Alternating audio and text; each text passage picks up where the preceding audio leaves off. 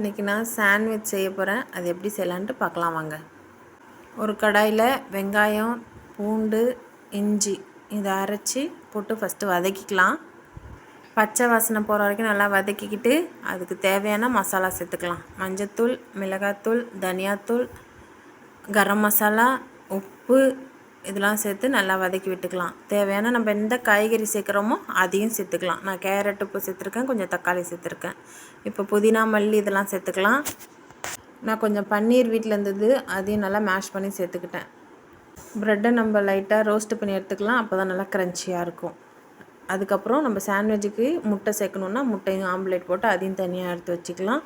நம்ம நேரடியாக தோசைக்கல்லில் ப்ரெட்டை வச்சு நம்ம சாண்ட்விச் பண்ணணுன்னா கருகிடும். நான் அதனால் தோசைக்கல் மேலே இன்னொரு தோசைக்கல் வச்சு நான் அது மேலே ப்ரெட்டு ஃபஸ்ட்டு, அது மேலே கொஞ்சம் மசாலா, அது மேலே முட்டை, அது மேலே கொஞ்சம் மசாலா, அதுக்கப்புறம் சீஸு சின்ன துண்டு ஒரு சீஸ் வச்சு சிம்மில் வச்சு மூடி போட்டு ஒரு 3 மினிட்ஸ் வெயிட் பண்ணலாம்.